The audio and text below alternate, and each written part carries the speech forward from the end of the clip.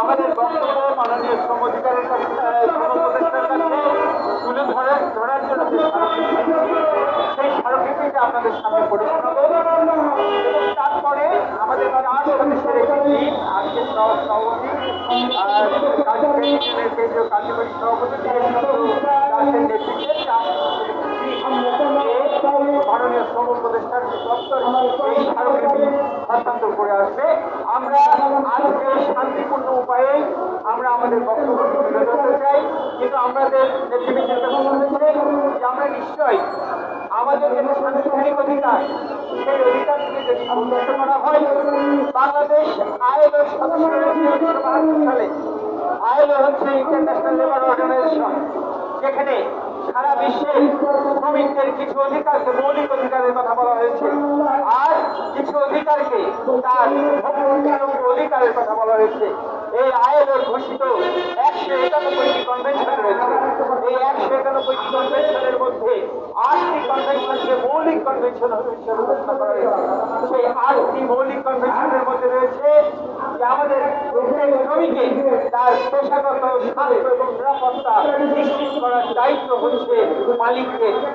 কিন্তু আমরা যারা প্রাইভেট সেক্টরে চাকরি করি, আমরা যারা ব্যক্তি মালিকানাধীন কর্মচারী হিসেবে চাকরি করি, এবং আমরা যারা রাষ্ট্র প্রতিষ্ঠানে আউটসোর্সিং এ যারা চাকরি করি, আমরা আধুনিক যে কর্মক্ষেত্র রয়েছেন তার হিসেবে চাকরি করি, আমরা যারা রাইড শেয়ারিং এ চাকরি করি, আমাদের সাথে সংশ্লিষ্ট মালিকরা রয়েছে, তারা কেউ আমাদের জীবনহানি, আমাদের আহত হওয়া, আমাদের মৃত্যুবরণ করার কোনো দায় না।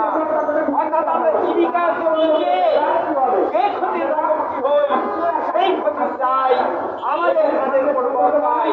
যে আইএলও যে কনভেনশন 187 এটি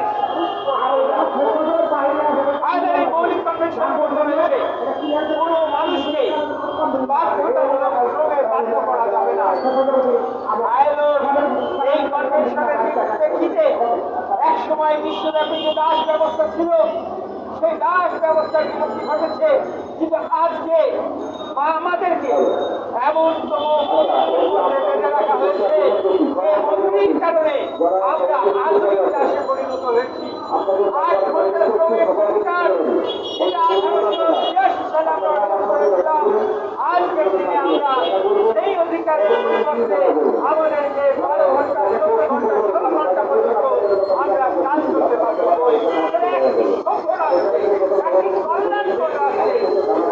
মানুষকে শুধুমাত্র তার কুটালীকরণের জন্যই 14 থেকে 16 ঘন্টা কাজ করা লাগতে পারে।